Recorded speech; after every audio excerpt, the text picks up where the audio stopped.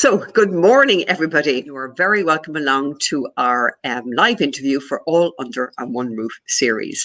Now, some of you may know my name is Claire Connolly. I'm Managing Director of Claire Connolly Estate Agent based in Dundrum. I am absolutely delighted to welcome along my friend and colleague Breffnie O'Kelly this morning, who is our guest expert on the show. So, Breffnie, thank you so much for giving up your time. And I really am so delighted to have you here this morning. Well, it's a total pleasure to be here, Claire, and thank you. Well, I can't say that it's 100% of a pleasure because it's my first ever Facebook Live, but thank you for expanding my comfort zone. It's the buying process. What do they do? Where do they start? So I would love to just outline a 6-step approach that people can take to the whole. Fantastic. The first thing is get your money organized. Are you loan approved? Could you buy it today if you saw it today? And the answer is no. So what I would just say is that if you don't have your money organized, e.g. current loan approval or cash, you are not a buyer in this market. All the properties that are out there right now may not be your properties. You might be a buyer in the next wave of properties, but you need to get your loan approval in place. So as the properties come on the market, you can go, yeah, that's my one. Here, just 2 things on the money is talk to a broker. Your own bank may not be offering you the best deal. It may, but it may not. Talk to a broker. They usually don't charge you anything. Make sure you can save yourself thousands.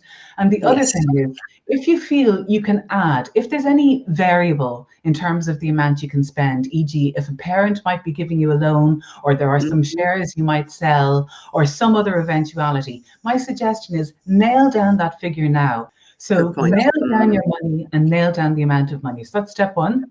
Step 2 is just to write your basic minimum property sentence, e.g. what is the minimum number of bedrooms you want? Not what you'd love, but the minimum you need. What do you need? Location. Have you got any location? E.g. an hour's drive from Dublin or 15 minutes walk to that school. What's your location? And the third thing is, do you want a house or an apartment? Just are you open? If you prefer a house, then choose a house first. Yes. And your maximum budget. So they're the 4 key things you just need to get clear. That is your minimum property sentence. That's your. We're just trying to build up a really solid pyramid here. 1, definite amount of money. 2, definite needs. And 3, where can you? We're moving on to 3 now, which is where can this budget buy you? And I'm suggesting that rather than get straight into looking at property by property, go on to Daft, use the Daft app version. And what you're trying to do is get a lovely helicopter view of the property market. And I do that by going into Daft, I've downloaded the app, I've created my account, I go into the search bar, I click on buy, minimum bedrooms, 2 bedrooms, maximum budget, this amount, and then I click on add a custom location. So e.g. if I want to be close to Griffith Barracks National School, I put that in as my custom location. I drop an anchor on that. If I want to be close to Microsoft, because I work in Microsoft, I drop an anchor on that.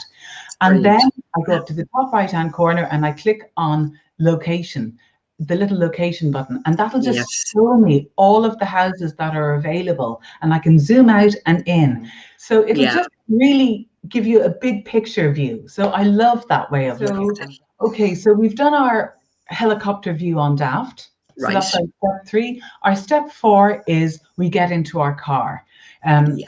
We get into our car and we drive by the house, because even if this particular property is sale agreed by the time we phone the agent, there will be probably other properties in this area that will come up for sale. And now you're getting a feel for the area. So I suggest just park the car, get out and walk around. You want just, how does it match you? And if that hasn't put you off, and the thing is, feel free to be put off by this property. If it puts you off, be put off, go away. You don't have to do anything further with it, you know. The object is to get clarity. So ruling things out is as useful as ruling things in. Now we go back online and we look at it in a bit more detail. We look at the floor plan. The floor plan will give us the shape of the rooms, the flow of the house, where the bathrooms are. So you're looking online at the floor plan. I also like to check it out. I put in the BER rating into the SEAI website. Oh, you know this one. Yeah. It's so cool. You get a nice bit of information, whether the windows are double glazed and when it was built. That's really good information to find out. And I also like to look at it on Aircode as well. Literally just go into Aircode, click on View on Map. Because if you click on View on Map, it shows you the orientation and it shows you how the property sits on its site. Very good. All the garden to the side, or is the garden at the back? And it also gives you an idea if the property might be overlooked.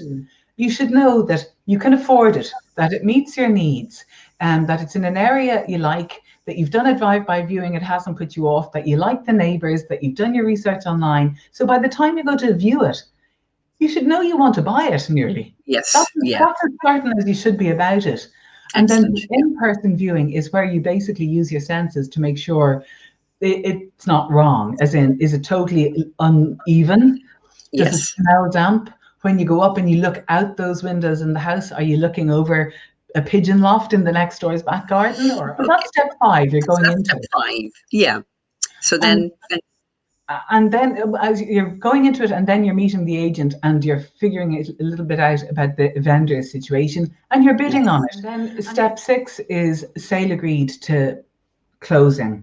And I'm sure you'd agree with this, Claire. The one thing I'd say about sale agreed to closing is keep the energy in the whole thing. Get your surveyor in straight away. You want to rule it out. If this thing has a problem, you want to find it out and rule it out. And Claire, just one thing to say before we leave our 6 steps, if I may, is that by the time when you see a house that's a bit of interest to you, or you know you're going to do this, you've got as far as getting organized to get your money together, that's the time to be looking for your solicitor and your surveyor, a recommendation. Because you're going to need to produce their names as soon as you go sale agreed. So you want to have them lined up and not just be casting around for anyone. You want to have a good one identified. We're going to bring it back to COVID, obviously, the situation we're all in at the moment. The property market is a little bit, we know there's a lot of shortage of stock out there, a huge amount of buyers, but I've had to move everything online virtually.